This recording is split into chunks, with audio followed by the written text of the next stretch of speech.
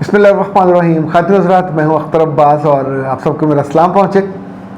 Mrs आमना ने एक अजीब मसला छेड़ा है और ये देख लें कि जब भी माँ कोई मसला सामने लेके आती है तो आम तौर पे उसके कई पहलू ऐसे होते हैं जो लोगों से छुपे हुए होते हैं और उसका दुख और दर्द और कर्ब उसके अंदर पिनहा होता है।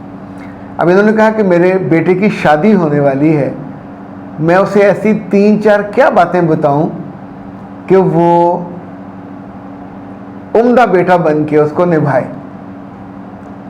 फिर साथ ही उन्होंने कहा कि मैंने जब बड़े बेटे की शादी की तो उसकी बीवी को हमने अलग पोर्शन ऊपर बना के दिया है। वो मेरे पोते को नीचे नहीं आने देती, ना हमसे मिलने देती है और हम कुछ नहीं कर सकते। खातिन हज़रात, जिस घर में इस तरह की औरत पाई जाए जो पोते और पोतियों को दादे और दादी से मिलनी ना 100 भी बहाने हों कि ये ख़राब कर देंगे, मेरे ख़िलाफ़ ऐसा कर देंगे, मेरे ख़िलाफ़ वैसा कर देंगे, उसके कसूर से ज़्यादा उस मर्द की मर्दानगी का कसूर है जिसको ना इज़्ज़त करवाना आई, ना उसके अंदर गैरत का वो एलिमेंट है। वो बच्चे क्या वो औरत साथ लेके आई है? वो बच्चे उस ख़ानदान के हैं। उस औरत को उन बच्चों को कैरी करने के लिए बुलाया गया था, निकाह किया गया था ताकि इस ख़ानदान की लेगेसी आगे चले। वो आया नहीं है, वो कोई नर्स नहीं है, उसको एक कानूनी और समाजी तहफ़्फ़ुज़ दे के, इज़्ज़त और इकराम दे के उसे पूरा घर दिया गया, पूरा मर्द दिया। लेकिन मर्द ने एक औरत मिलने के बाद अपने आप को इतना छोटा कंडेंस करता करता अब वो एक केचुआ बन गया, एक चूहा बन गया है कि औरत उसको डिक्टेट कराती है, मेरे बच्चे में नीचे जाने। ऐसी की तैसी आप सोचिए कि ऐसी औरत को ये कल मर्द को इतना चूहा बना के रखेगी, ना उसके बच्चे इज्जत करेंगे ना उसकी बच्चियां इज्जत करेंगी। और ये मैं इसलिए नहीं कह रहा कि मुझे ये बुरा लगा, मैं इसलिए कह रहा हूँ कि मैंने 20 मिसालें ऐसे देखी हैं, ऐसे ऐसे शानदार मर्द लेकिन अंदर से चूहे बिल्कुल। और चूहों की कोई इज्जत नहीं करता, चूहों को कोई याद नहीं करता, चूहों की याद में मकबरे भी तामीर नहीं किए जाते और चूहों की याद में लोग कोई नेक अमाल और मस्जिदें और हॉस्पिटल भी नहीं बनाते। ये सब मर्दों के लिए होता है, इज़्ज़तदार लोगों के लिए।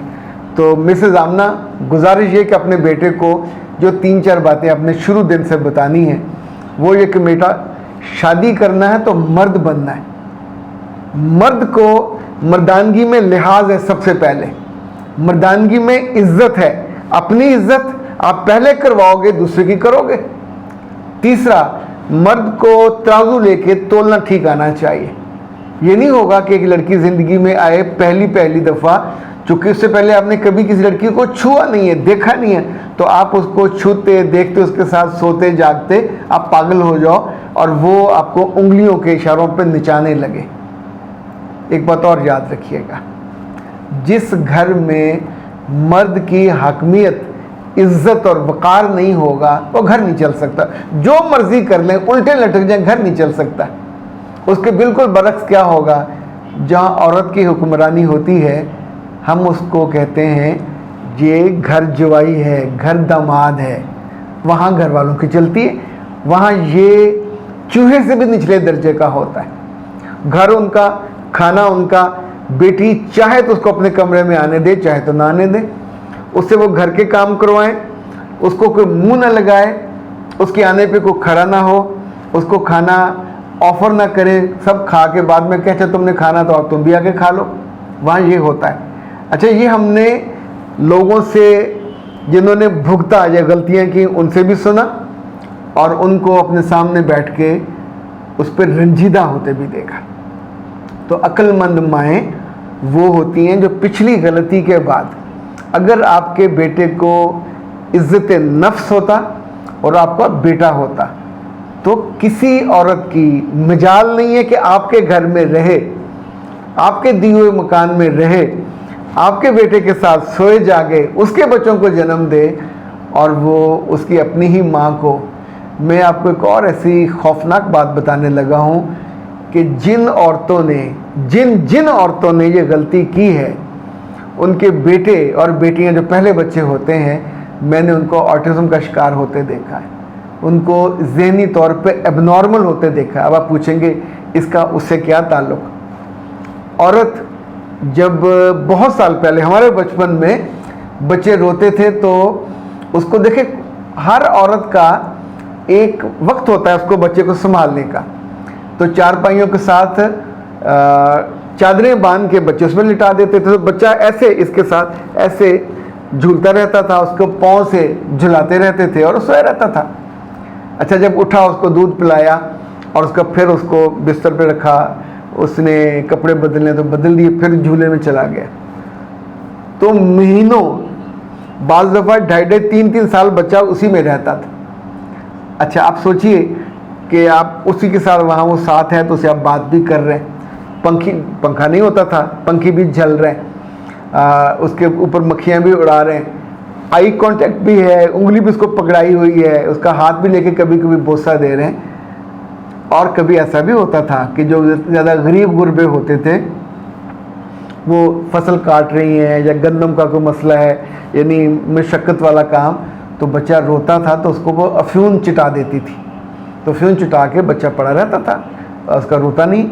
ये जितनी फ़कीरनी आपने देखी होंगी जो सिग्नल्स पे मांगती हैं बच्चे उठा के, उनके बच्चे रोते नहीं हैं।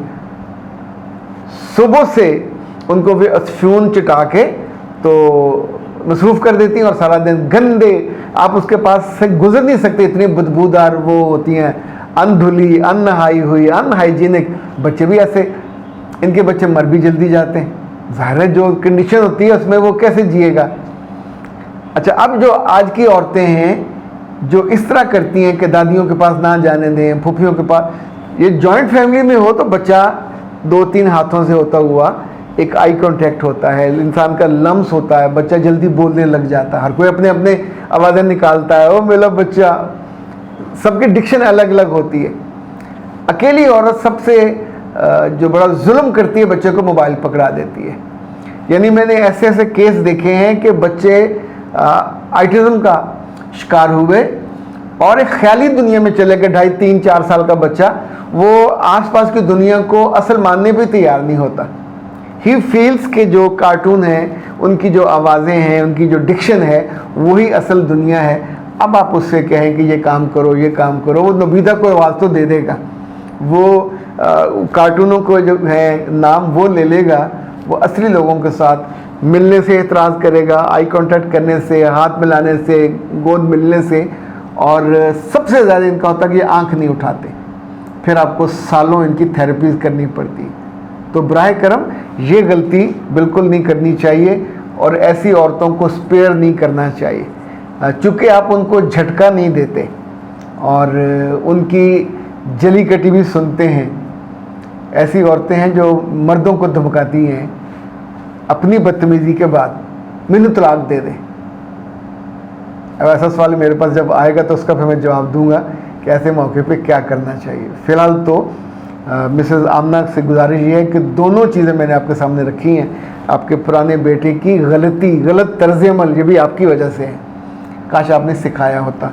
और अब अपने इस बेटे को कि बेटा प्यार करो, मोहब्बत करो, बदतमीज़ी नहीं, और ख़ास तौर पे बदलिहाजी एक बिग नो।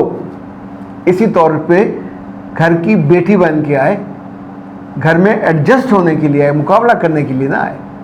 वो मुकाबला कर रही है ना ऊपर बैठ के, अपने बच्चे बर्बाद करेगी। कुछ अर्से बाद आप सुनोगे कि उसके बच्चे को कोई ना कोई प्रॉब्लम हो जाएगा। Abnormal attitude creates abnormal kids. और जो लव है, मोहब्बत है, ये डिफीट्स ये जो नेगेटिविटी है उसको भी, और नेगेटिव सेंटिमेंट्स उसको भी। अख्तर अब्बास को दीजिए इजाज़त। अस्सलाम वालेकुम।